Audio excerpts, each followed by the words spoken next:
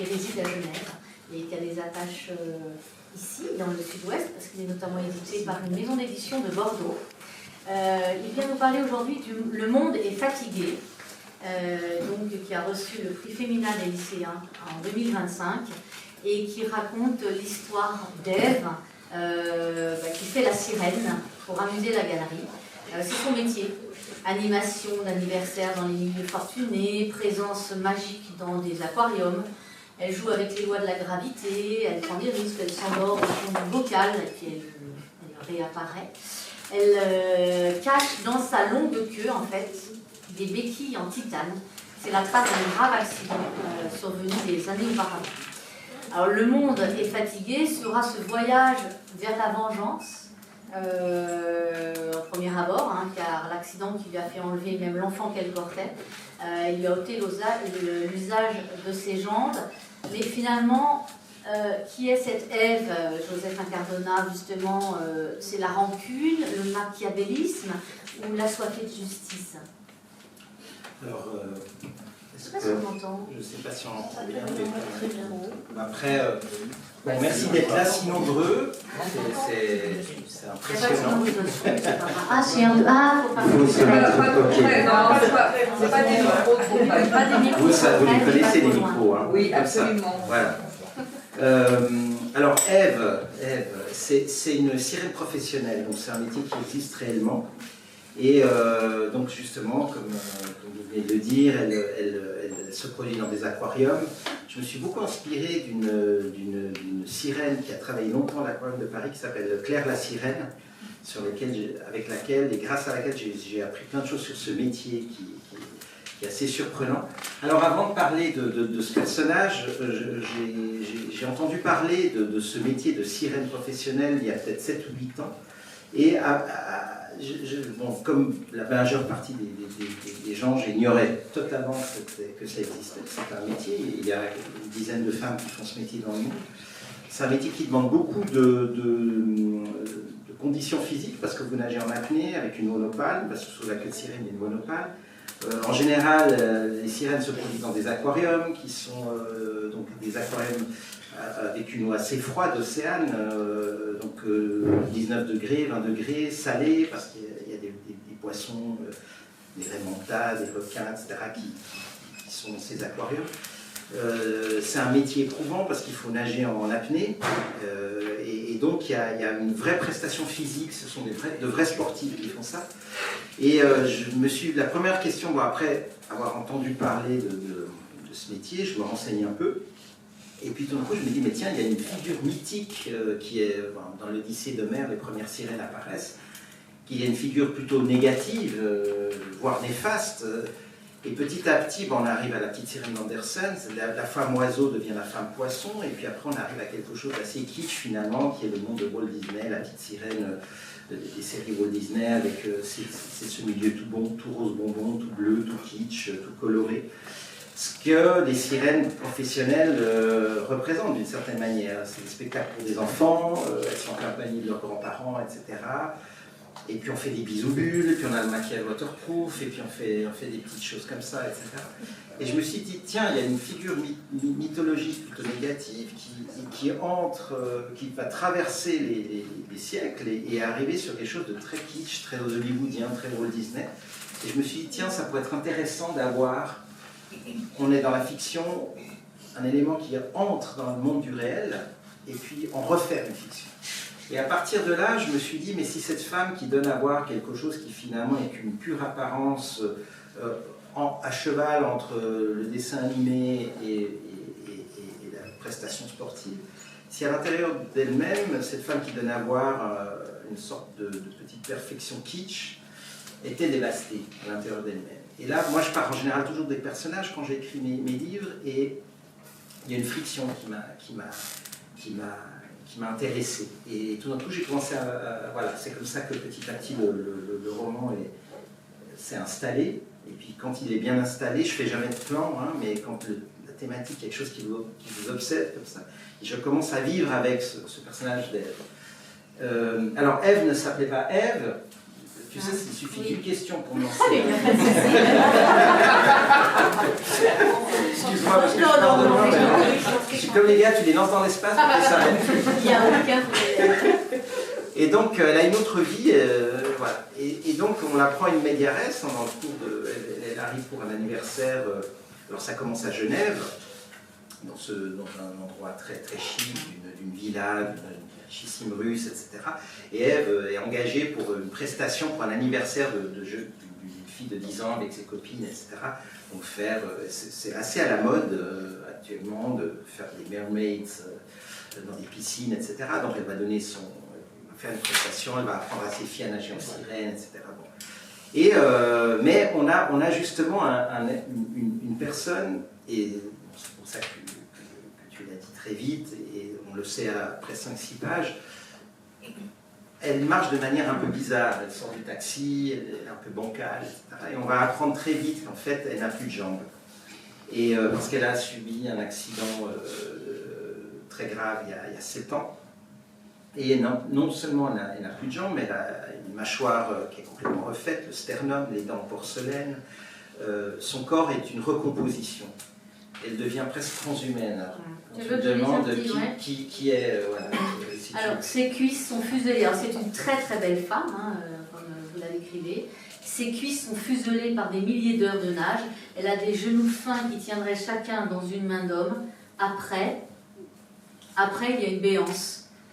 2 prothèses en titane, numéro atomique 22, masse atomique 47,9, point de fusion 1668 degrés Celsius, point d'ébullition 3287 degrés, 2 merveilles de technologie imprimées en 3D à la façon d'un grillage, dessinant les formes supposées de la jambe, du mollet et de la cheville. Vous avez l'art aussi de décrire. Alors c'est vrai que vous parliez de cette entrée en matière avec cette arrivée dans l'allée qui va aboutir à la piscine. Et c'est vrai que c'est très fort, c'est-à-dire un petit détail. Voilà, c'est ce petit boitement qui fait qu'on va se dire tiens, il y a quelque chose.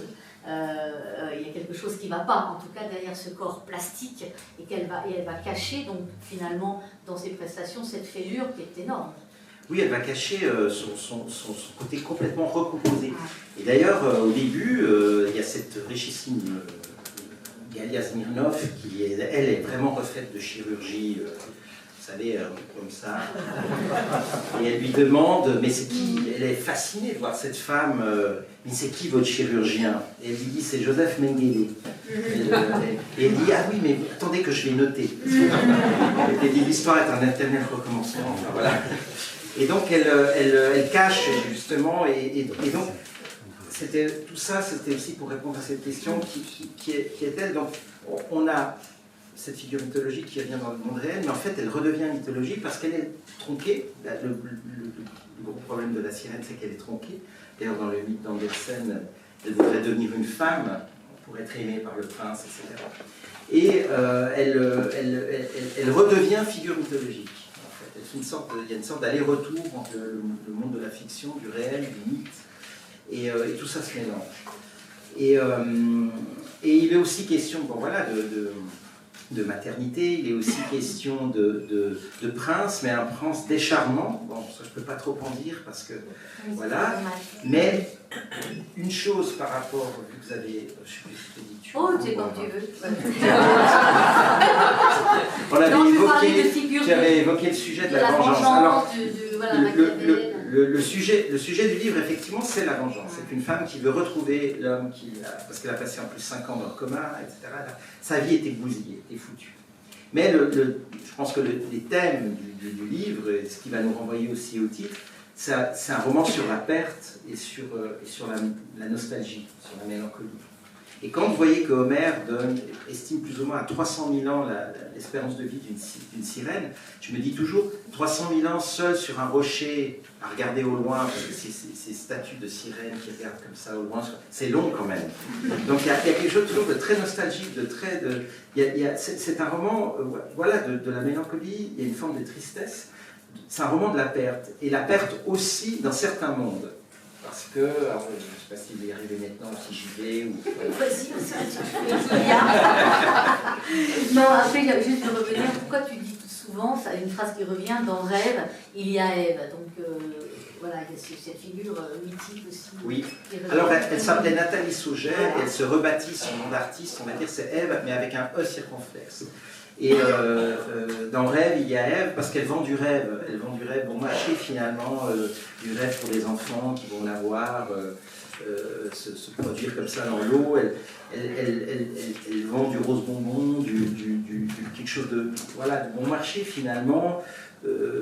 Et derrière ce rêve, ben, elle-même est presque un décor de carton-pâte.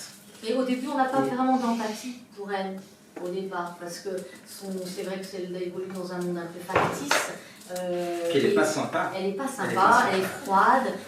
Ce qui l'entoure, c'est un monde ultra moderne. Hein, et puis elle passe sa vie dans des avions, dans des chambres d'hôtel ultra modernes. Elle est très seule aussi. Hein, c'est ce que tu fais ressortir aussi. Oui, alors donc effectivement, c'est quelqu'un qu'on apprend à connaître. Elle n'est pas très sympathique, mais il arrive souvent que quand on est blessé dans la vie, on va pas forcément, on a un peu une réticence à se livrer, on est un peu méfiant. Et effectivement, on va apprendre à la connaître petit à petit. Et peut-être que la première scène, bon, quand déjà on comprend ce qu'elle cache, mais peut-être la première scène qui va nous la faire entrer dans une forme d'humanité, c'est qu'à un moment donné,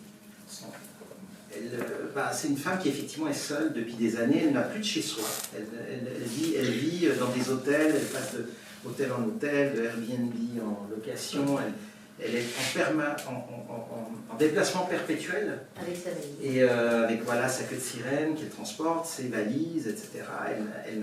Elle attend de retrouver la personne qui lui a fait ça, on va dire. Et donc elle vit dans ce monde, donc elle a un côté transhumain proche de Cronenberg, on va dire, hein, du monde de Ballard, d'écrivain anglais. Et on est dans ce monde que Marc Auger, le sociologue philosophe français, a appelé les non-dieux. Donc on est dans ces lieux déshumanisés où il n'y a plus des lieux d'hyperconsommation, des lieux de grande solitude, des lieux standardisés, de reproduction du même. Vous avez les mêmes enseignes, les mêmes boutiques, ces gens Ikea qu'on retrouve, voilà. Et donc c'est ce monde-là qui est fatigué. Et elle-même reproduit ce monde-là en allant faire ses spectacles dans des aquariums, dans des lieux, notamment, c'est pas pour rien que ce livre se terminera à Dubaï. Et elle cherche à se venger, et elle cherche aussi l'enfant. Voilà, alors ça c'est quelque chose que je dis pas trop. Parce que... Mais voilà, elle est en mouvement perpétuel, un peu comme les squales. Hein, tu sais que le requin blanc ne peut pas s'arrêter. Parce qu'il ne peut plus respirer s'il s'arrête. Donc, il a un système de branchies un peu complexe qui fait qu'il est toujours en mouvement. Et c'est un peu ce qui lui arrive, d'être toujours en mouvement, parce qu'elle veut retrouver la personne qui lui a tout pris. Voilà. Donc elle est déjà un peu au-delà, elle est déjà un peu entre la vie et la mort. Elle est déjà la mort ne lui fait pas peur, de toute façon. La mort ne lui fait pas peur, effectivement. C'est pas la première fois, Joseph, que tu écris dans justement cet environnement, alors l'ultra-moderne, mais dans les corps solides, c'était l'ultra-médiatisation. Hein, on avait ce personnage, Anna, qui avait concouru à un jeu totalement cynique, où il fallait donc être celui qui tenait le plus longtemps à toucher un véhicule pour gagner ce véhicule. Donc il y avait des caméras partout, hein, c'était genre Love Story, mais façon Nissan ou façon Volkswagen, j'en rappelle plus la marque. Et puis il y a également Stella l'Amérique, un personnage aussi emblématique d'une Amérique pareil qui cherche à être sainte vierge, qui après avoir couché avec son client qui est prostitué et qui après qui fait des miracles et qui rend valide un invalide, on fait l'amour avec lui. Donc avec elle. Donc c'est souvent tu dépeins un monde un peu fatigué, surmédiatisé. Ça c'est pourquoi c'est quelque chose que toi qui vis à Genève, tu es plus en prise avec ça que nous à Fortis. Sans doute que vivre dans un monde aussi agréable avec cette nature qui vous entoure, vous êtes nécessairement un peu meilleur. Lui-même, je sais pas. Mais en tout cas, ouais, non, c'est vrai que c'est des choses qui me... J'écris des romans qui se passent... Déjà, ce sont des romans, ce sont des fictions. et qui se passe généralement dans le monde contemporain, ou parfois j'en ai un, la soustraction des possibles, qui se passe dans les fin des années 80. Mais voilà, l'Amérique, c'est une procédure qui fait des miracles, c'est un livre plus solaire, on va dire, plus drôle. Anna, Les corps solides, c'est un roman plus social qui va parler effectivement c'est un roman sur la dignité. Au fond, je crois que c'est David Mamet qui disait ça, le dramaturge américain, il disait on devrait être toujours capable, quand on écrit un livre ou on fait un film, de dire exactement de quoi il s'agit. Et l'histoire des corps solides, c'est un roman de la dignité, c'est une histoire de mère courage, c'est un roman de la dignité. Stella et l'Amérique, c'est un roman sur le don de soi, sur la tendresse. Le monde est fatigué, encore une fois, c'est un roman de la perte. Je crois qu'il y a toujours un mot-clé quand on cherche, on le découvre, tous ceux qui écrivent, souvent c'est en faisant qu'on découvre ce qu'on est en train de faire aussi. Des fois c'est à la fin qu'on a compris ce qu'on a voulu faire, et parfois aussi, encore l'étape supplémentaire, c'est des lecteurs qui vont venir vers vous et vous dire tiens, j'ai vu ça, et on comprend des choses. Donc c'est un tâtonnement qui fait qu'à un moment donné, les choses se clarifient ici. Et c'est vrai que j'ai cette part de critique sociale qui m'interpelle, c'est ma façon peut-être de faire de la politique, sans poser jamais, j'essaie de jamais poser d'idéologie. J'essaie toujours de... Par exemple, il y a une scène à un moment donné où Ève se retrouve, elle va faire une vidéo pour un couple homosexuel richissime, et elle se retrouve aux toilettes avec une jeune femme irlandaise qui est en train de porter l'enfant de ces deux hommes, qui sont des jumeaux d'ailleurs, et elle qui vient de perdre le sien, enfin qui ne peut pas être mère, enfin plus être mère, etc., se retrouve face à une mère qui porte des enfants. Eh bien, je ne dirai jamais ce que moi, c'est pas important de savoir ce que je pense du sujet. C'est juste qu'à un moment donné, il y a ces deux femmes qui sont dans deux réalités difficiles, dures, qui sont face à un miroir, qui se regardent et qui sont liées par cette idée de la maternité, mais de manière désaxée finalement, hors tout. Et c'est ça qui est important. Après, justement, je pense qu'un écrivain doit faire émerger des choses, dire des choses, un artiste en général, mais pas forcément poser son opinion et ses choses, peu importe ce que je pense là-dessus, c'est pas important. L'important, c'est de faire ressortir et tout d'un coup de se dire, tiens, dans cette situation, qu'est-ce que j'éprouve au niveau d'émotion. Et c'est ça c'est ma façon un peu, voilà, d'essayer d'orienter. Alors, où il y a effectivement le fait de parler d'une chose, de ce monde aussi, de l'océan de plastique, sur l'écologie, etc. C'est clair qu'il y a des sujets qui orientent déjà une critique sociale. Mais après, à l'intérieur de ça, je pense qu'il faut laisser toujours libre cours au roman et à la créativité et au lecteur de faire le chemin qu'il veut faire. Il n'y a pas de morale, voilà. Pas de morale à la fin. Hein. Non, surtout pas. Oui, il ne faudrait pas...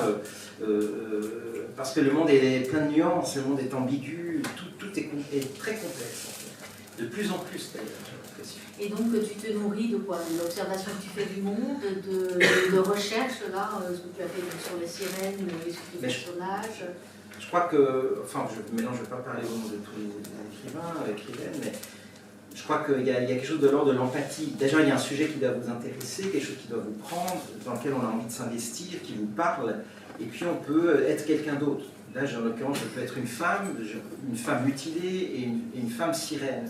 Et c'est la grande liberté qu'on a, je peux vivre d'autres vies, je peux être quelqu'un d'autre. Et ça, c'est quelque chose qui me plaît.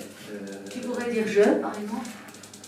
Oui, et puis c'est pas parce qu'on dit pas je qu'on donne moins dans un livre. Anna, c'est beaucoup moins. Enfin, je ne vais pas faire comme Flaubert, ça serait gonflé. Anna, c'est dans l'héroïne des corps solides. Voilà, c'est une héroïne qui de la manière qu'elle a de voir le monde, le rapport qu'elle a avec son fils, etc., qui sont très proches de choses que j'ai pu vivre, que je peux penser, etc. Mais c'est un personnage voilà, et puis on peut être tout à fait écrire en jeu en étant très éloigné de ce qu'on va dire. Donc, ça, c'est toutes ces nuances-là qui sont géniales quand on l'écrit. Après, voilà, j'ai envie de dire des choses, j'ai toujours aimé aussi des personnages qui sont un peu dans cette marginalité, qui sont un peu à côté. voilà, et puis ça peut être dans tous les niveaux sociaux, hein. Dans la soustraction des possibles, on est chez les hyper riches, on est dans le monde de la finance, etc. Et il y a là aussi il y a aussi la marginalité, elle peut être physique, morale, d'éducation, d'origine, elle peut être multiple, elle peut aussi ne pas se voir. Et d'ailleurs, c'est une question qui m'avait mis en difficulté parce qu'il y a une lectrice qui m'avait demandé, mais pourquoi elle, au lieu de cacher son handicap, parce qu'elle le révèle seulement à deux personnes, Matt Moser, son ami voilà, et puis ce surfeur Jay australien, etc. Et j'ai pas su lui répondre tout de suite pourquoi elle cache. Et puis après, j'ai réfléchi à la question, et en fait, je vous donne la réponse, mais personne n'aura pas la réponse, parce qu'on est dans un monde qui montre beaucoup. Je trouve, on touche facilement l'impudeur. Et là, justement, elle va se confier quand c'est à des personnes qu'elle estime qu'elles peuvent recevoir ce secret. Et c'est beau la confidence. J'ai quelque chose qui m'a toujours beaucoup touché quand on dit quelque chose à quelqu'un, on lui confie quelque chose, et c'est pas le donner en pâture à tout le monde. Ça se mérite aussi. La souffrance, quand on la partage, on la donne pas à tout le monde, on la donne. Voilà. Et donc il y a cette pudeur-là que Ève garde tout au long de ce roman. Il y a des femmes dans les 3 derniers romans, hein, ce sont des femmes, tes héroïnes. Pourquoi ce sont des femmes, justement? Vous disiez qu'Anna, ça aurait pu être toi, ça aurait pu être un personnage masculin, et finalement c'est une femme.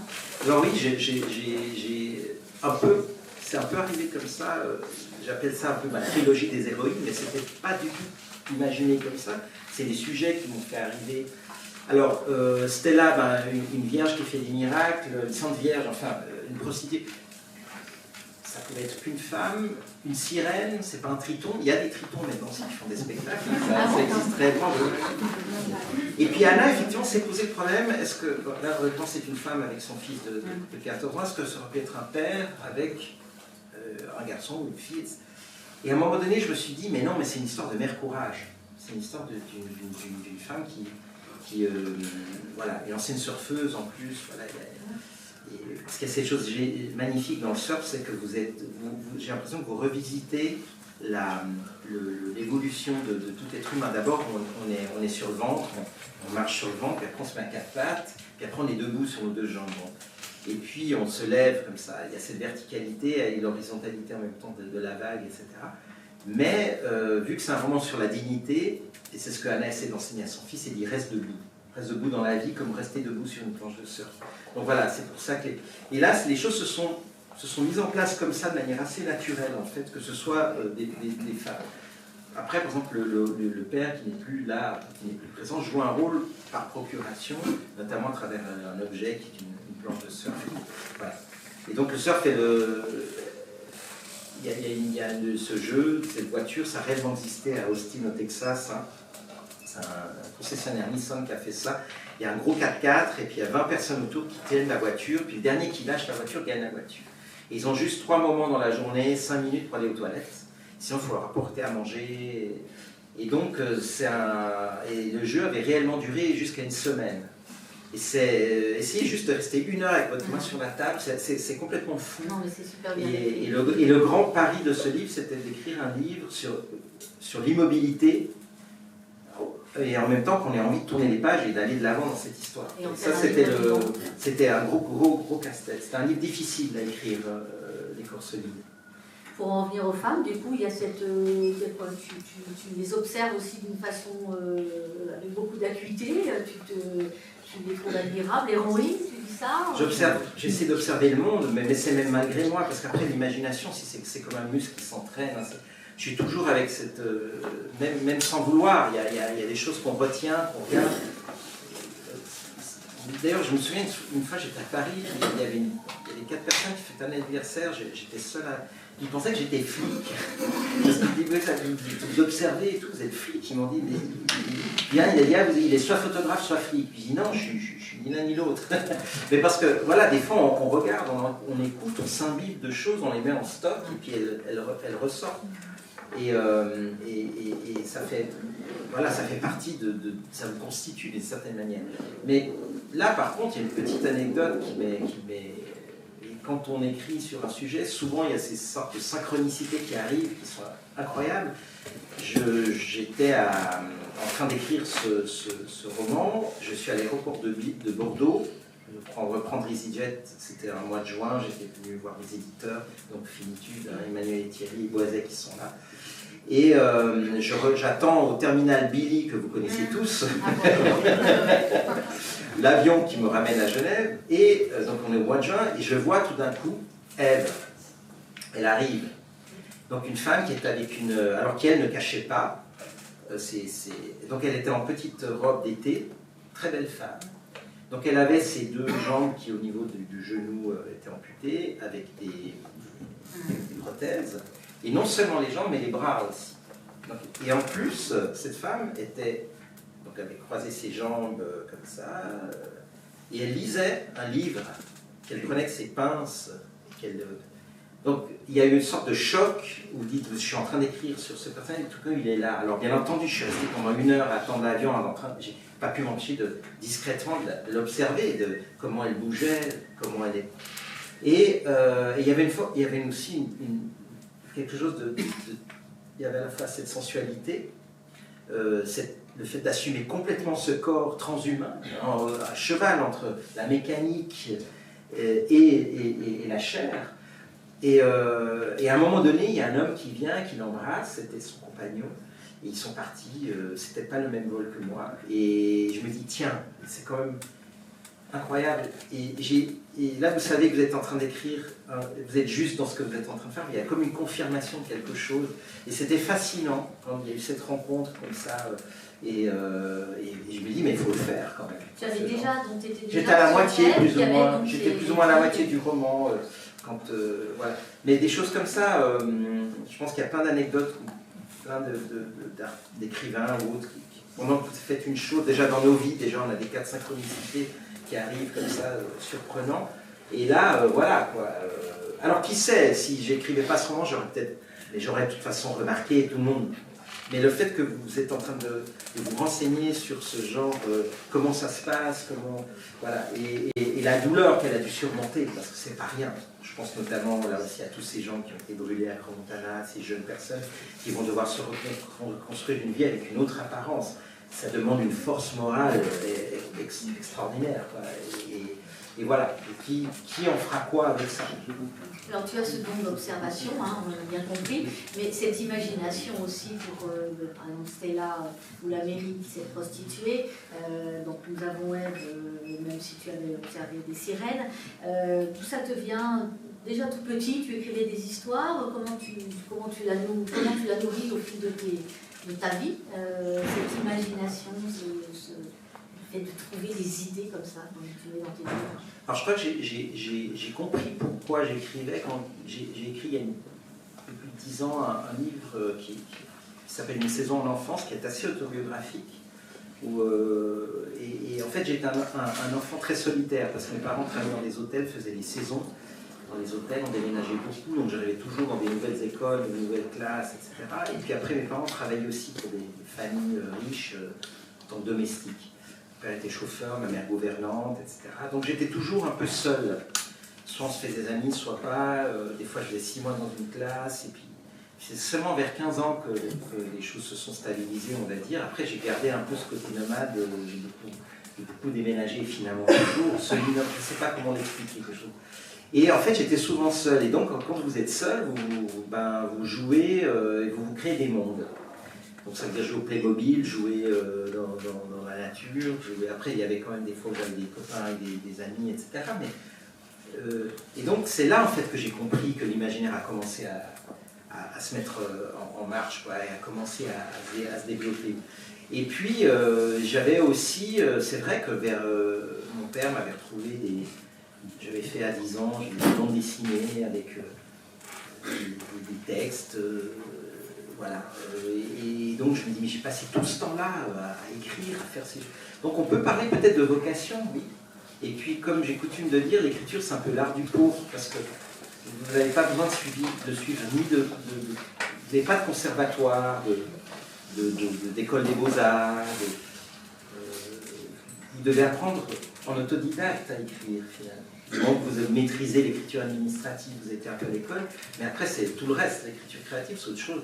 Et finalement, on l'apprend tout seul. Alors maintenant, effectivement, il y a de plus en plus d'ateliers d'écriture, des choses comme ça, mais en réalité, vous lisez, vous écrivez. Et ça, c'est quelque chose que j'aime beaucoup. Parce que finalement, alors peut-être les éditeurs vous diront qu'ils reçoivent un peu trop de manuscrits, mais c'est vrai qu'on peut tous tenter d'y aller. Après, d'en faire un métier, de faire quelque chose qu'est-ce que je fais, pourquoi je le fais, comment je le fais, ben voilà, ça c'est quelque chose qui... C'est pas juste envoyer un manuscrit, faire une loterie, ben non, c'est qu'est-ce qu'être écrivain, qu'est-ce que devenir écrivain. Et ça, c'est quelque chose qui est une question importante. Voilà. Et donc, est-ce que tu as trouvé la réponse? Oui, je pense que dans tout ce qu'on fait, si on le fait, il faut une certaine nécessité. Je sais que l'écriture me constitue. Et je sais aussi que si j'écrivais pas, il y a toute une partie des journées où je m'ennuierais.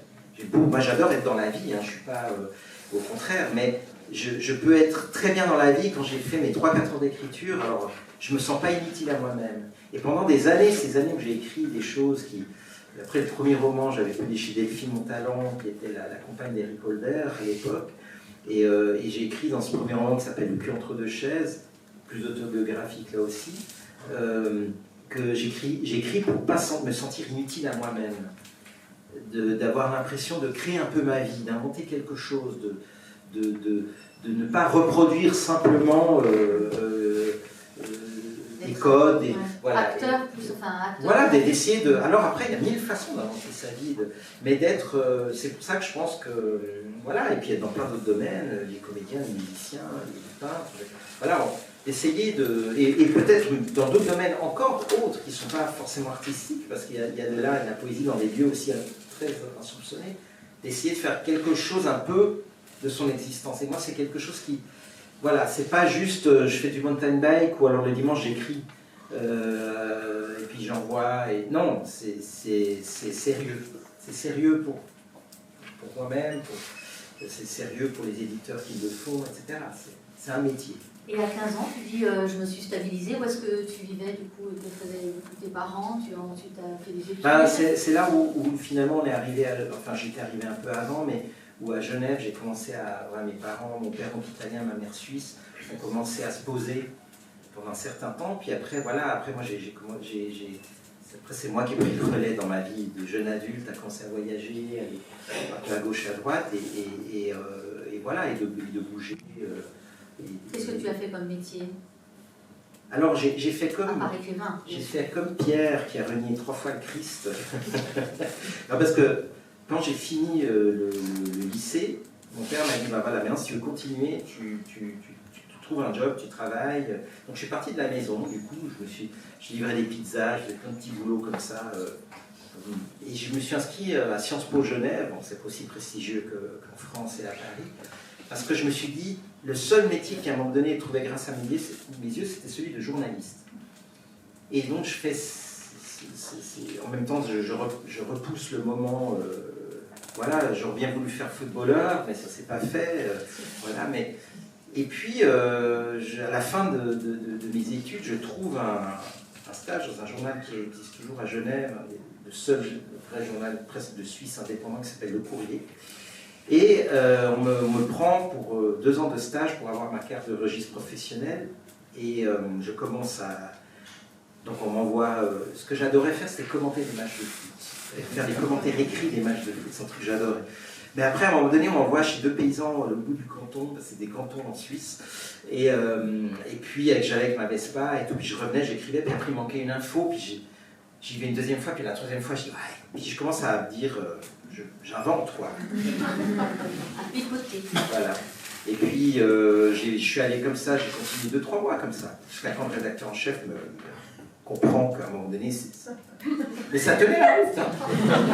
En plus, c'était pas faire un compte-rendu sur Gaza, hein, c'était des trucs locaux, et les conflits entre 2 paysans, imaginons avec les palombes, enfin voilà. Puis au bout d'un moment, je dis, ouais, le mec, il n'était pas content, puis en fait, c'est pas du tout content. Donc, je me fais convoquer dans le bureau, etc. Et là, je me suis fait virer.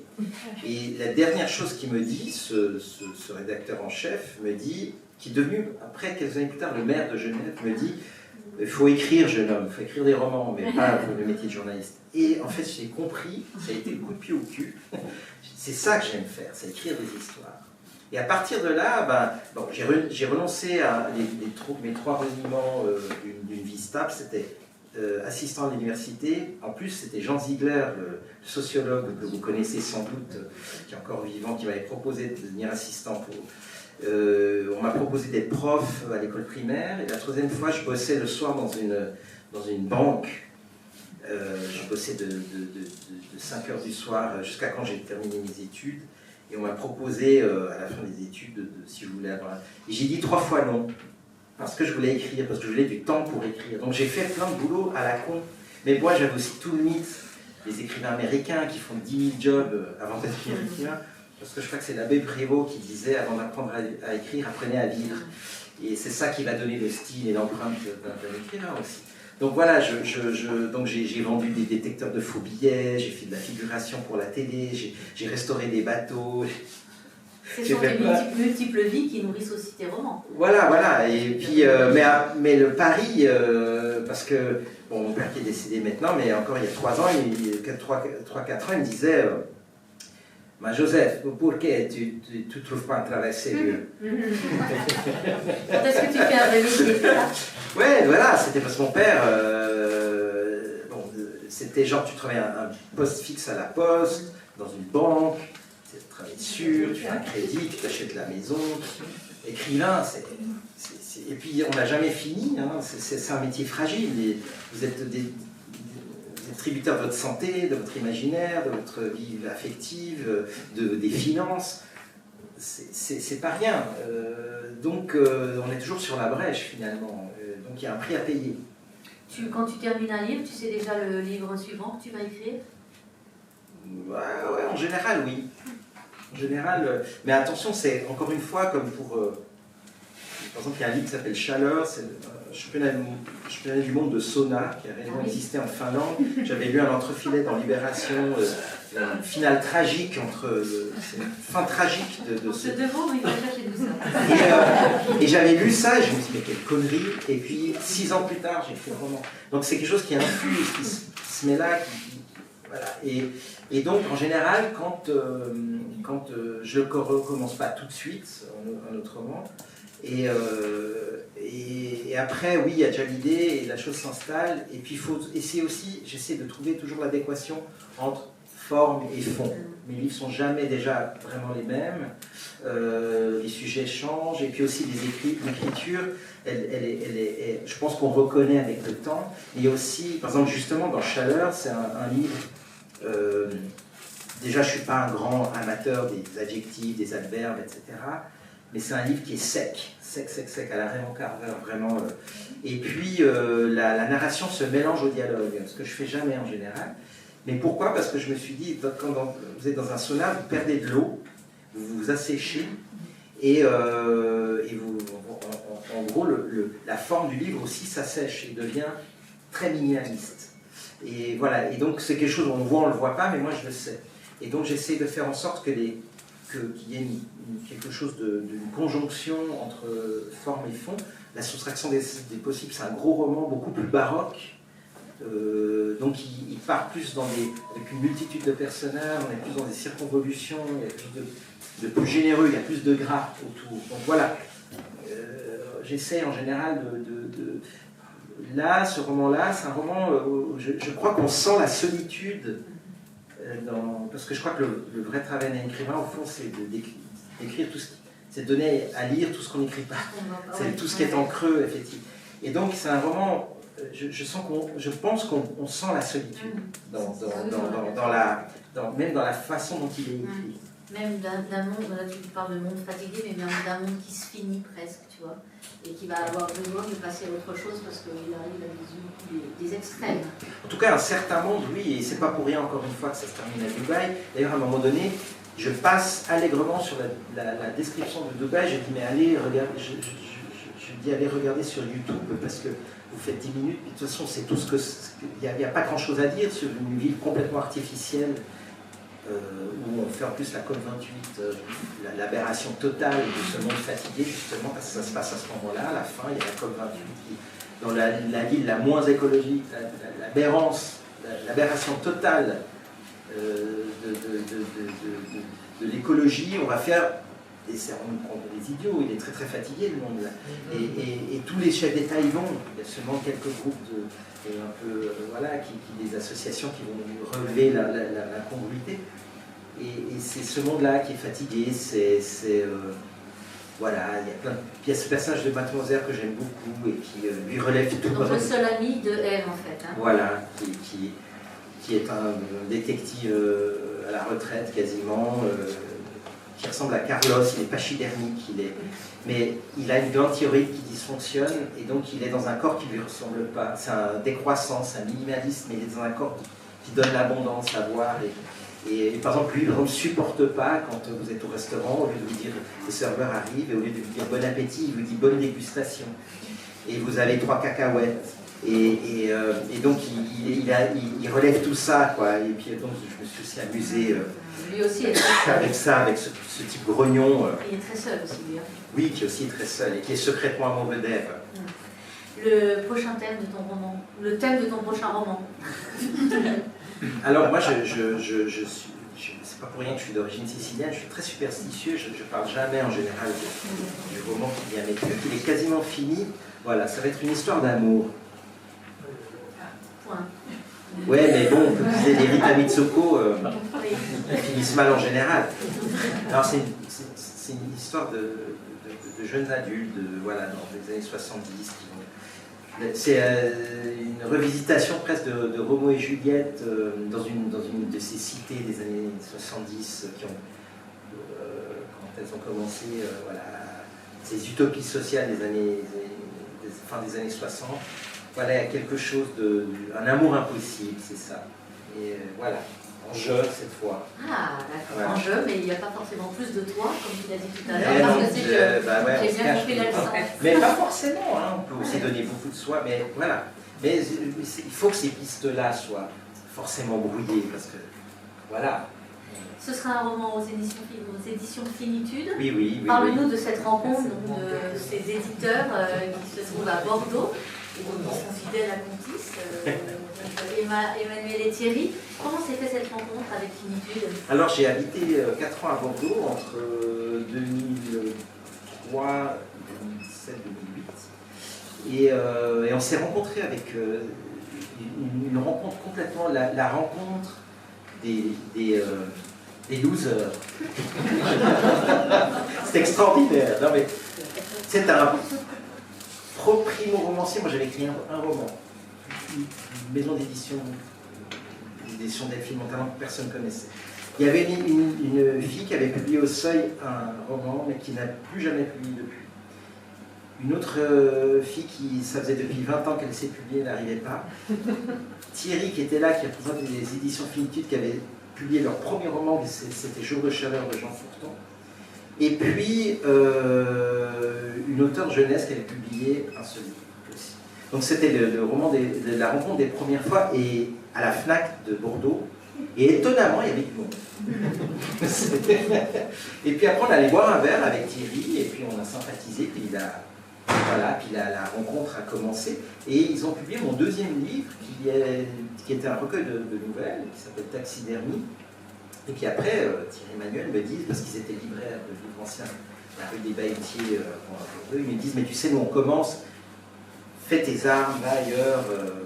Puis effectivement, j'ai fait encore 2 livres avec Delphine Montalon. Après, je suis passé chez Fayard, j'en ai fait 2, Fayard Noir, c'était Patrick Rénal qui s'occupait de l'ancien directeur de la série Noire. Et puis très vite, que ce soit Patrick Rénal ou moi, bien avant l'heure, on a quitté Fayard. Et puis j'en ai fait un au Seuil, puis je me suis rendu compte, voilà, et puis j'avais écrit un roman que le Seuil m'avait... Après j'en ai fait un encore en 2010, avec Thierry Emmanuel, et on a eu un chouette prix, le prix du roman noir français, à Beaune. Beaune. Et oui, c'est Baume au cœur, c'est différent. Et puis ensuite, je fais ce roman pour pour le seuil, j'étais sous contrat, puis on me refuse. Je me dis, c'est pas du tout. Puis je l'envoie à Thierry, en disant, Thierry, est-ce que tu peux me dire si. Puis 2 jours après, il me dit, mais nous on le fait. Si tu... Puis à partir de là, on ne sait plus. Et j'ai coutume de dire que je suis revenu à la maison. Et on a continué à. Voilà, depuis on en a fait 8 je crois.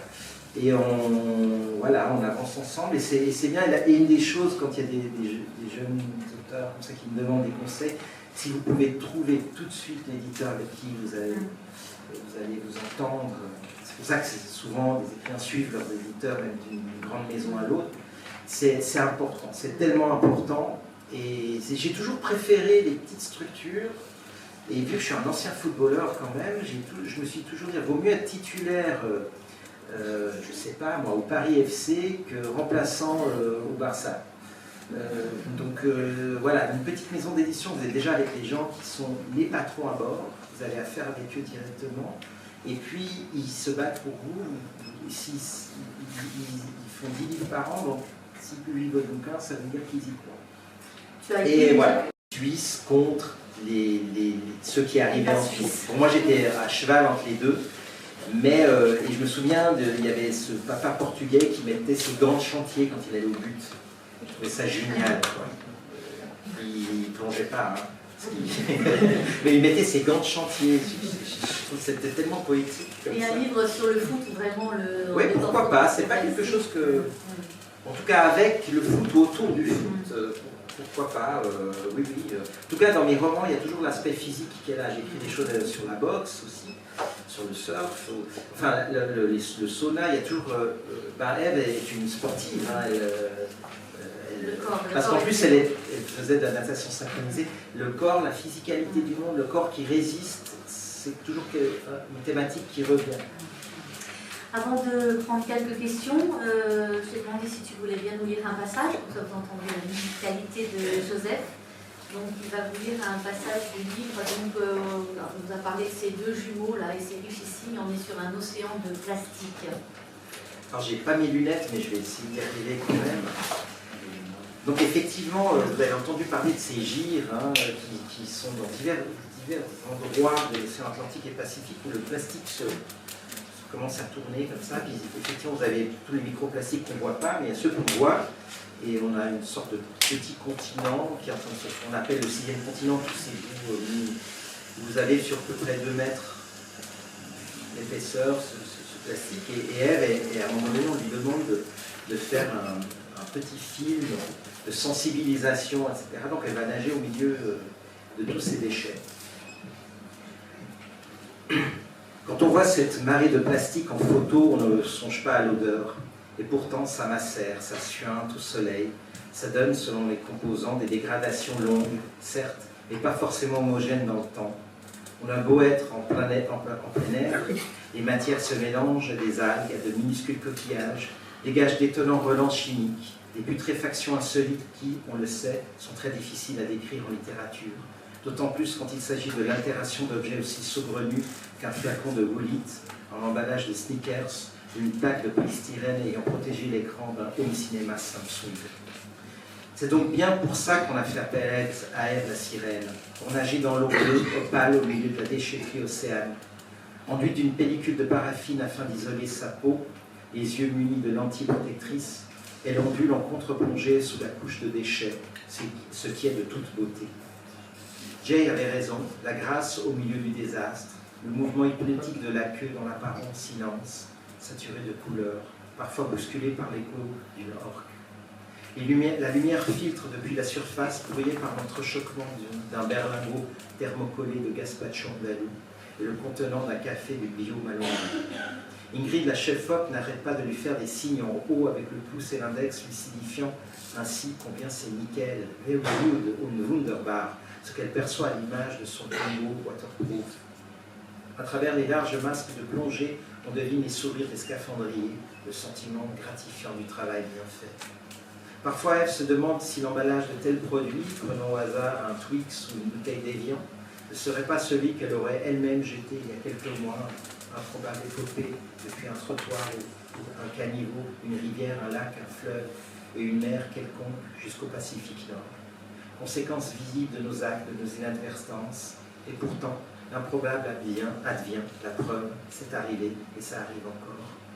Alors Ève remonte à la surface, émerge à la façon d'un crocodile, un grand coup de queue dans une éclaboussure arc-en-ciel, une gerbe mousseuse jusqu'au nombril. Le chef-op catalan de la seconde caméra dit « cut ». Ingrid remonte à son tour, ôte son masque et son tuyau de la bouche, et annonce que c'est tout pour aujourd'hui. Das ist so schön. Voilà. Bravo. Merci beaucoup.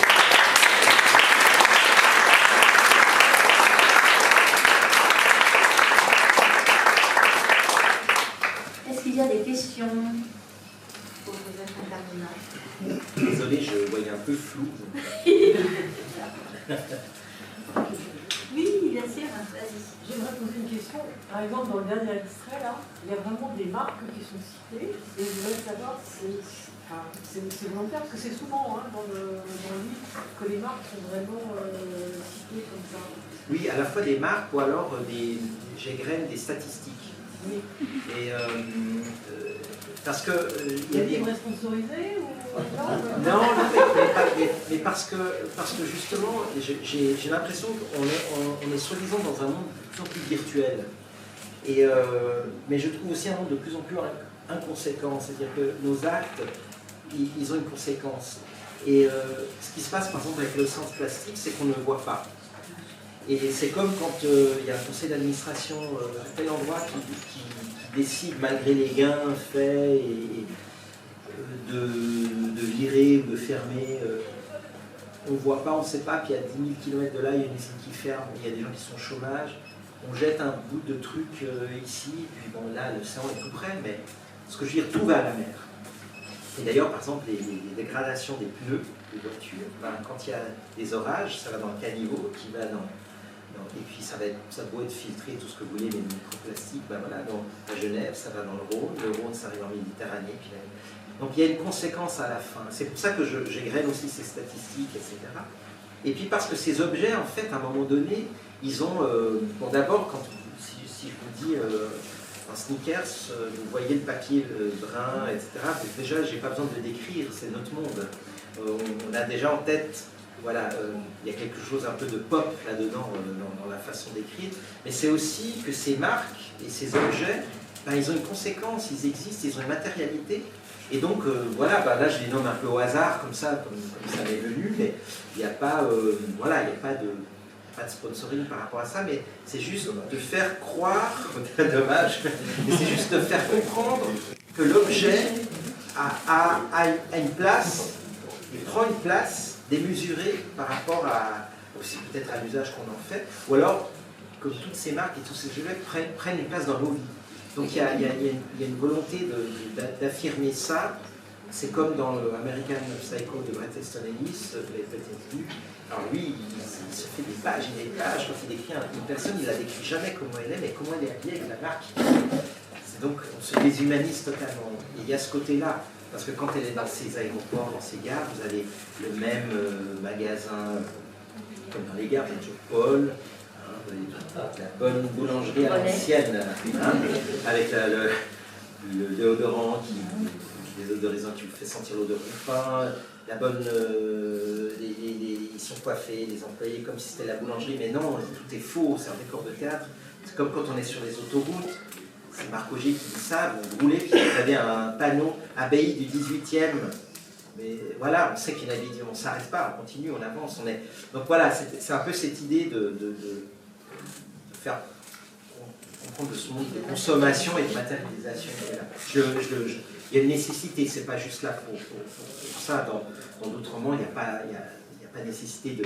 Voilà, à moins qu'une personne roule en Porsche parce que la Porsche indique quelque chose sur le statut social de cette personne.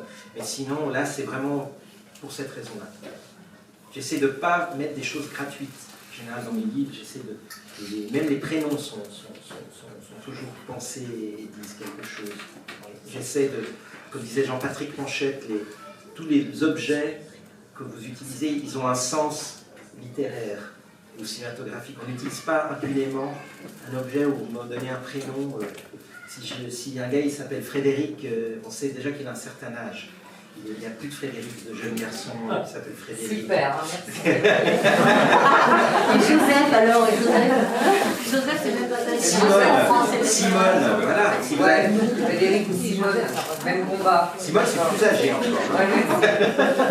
C'est ce que je veux dire, que voilà, s'il y a un jeune qui va appeler ça Kevin, enfin, tout a un sens. Derrière les panneaux, il y a des hommes, qui a un roman qui se passe entièrement sur une autoroute. Le personnage principal s'appelle Pierre Castan. Bon, j'ai pensé au bar Castan. Mais Pierre, pourquoi c'est un homme qui est à la recherche de sa fille qui a disparu, puis c'est un homme qui est brisé. Parce que le plus grand malheur qu'on puisse avoir, c'est la perte ou l'handicap d'un enfant. Et bien, Pierre s'est cassé. La pierre s'est cassée, l'édifice s'est cassé. Alors, moi je le sais, mais peut-être que ça peut vous donner quelque chose.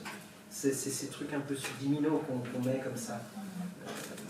Alors il y a l'écriture, mais il y a aussi, donc on n'en a pas parlé, mais tout ce que tu fais pour les séries, la télévision, le cinéma, il y a toute une activité aussi. C'est venu après, oui. Voilà, mais actuellement, Et là je collabore pour les séries suisses. Voilà, on me demande, donc j'essaie de donner le meilleur de moi-même, tout en n'ayant aucun affect, le moins possible en tout cas, parce que vous êtes au service de l'image d'abord, et puis vous avez tellement de gens qui viennent mettre leur grain de sel dedans que voilà, de toute façon ce que vous avez écrit va être complètement... En général, il y a beaucoup de pertes, alors que dans l'écriture, on est maître à bord, et après c'est l'éditeur qui va... Voilà, c'est la liberté totale d'écrire, c'est tellement... Et en plus, vous n'avez pas besoin de réfléchir au coup. Voilà, là, vous mettez une scène la nuit dans une forêt, sous la pluie... Pas de problème, le producteur dirait on ne peut pas faire ça le jour, sous le soleil. Voilà, donc voilà, puis l'écriture, c'est ça qui m'anime, c'est les mots aussi. On parle plus assez souvent de la langue, de la matière de l'écriture. Et en écrivant et en cherchant les mots, on trouve aussi l'histoire qui vient avec, elle suggère des choses.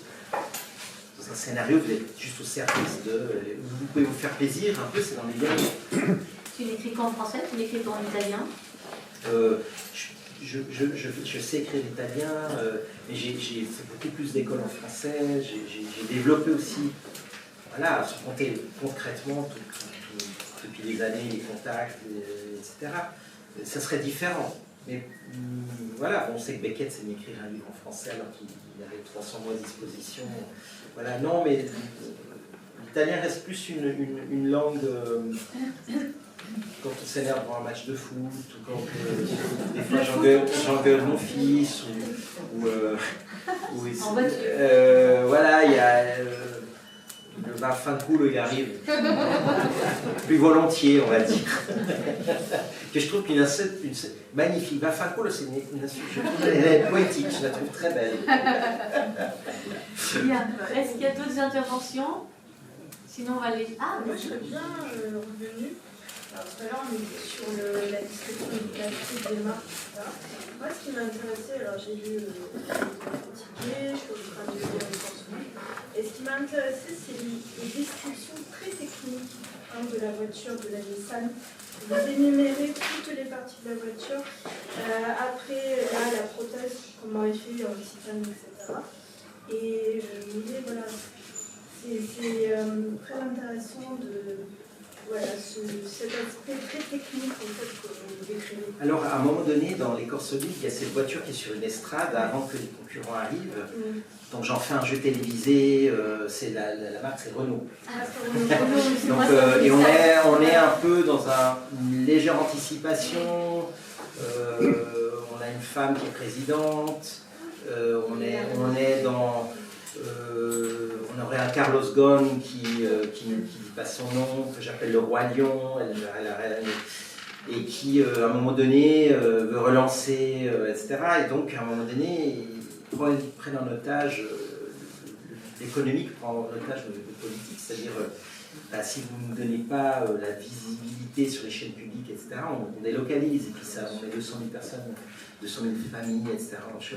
Et donc, à un moment donné, la voiture, en plus, c'est la voiture qui fait quand même, à un moment donné, ça fait tourner un gros une grande partie de l'économie mondiale.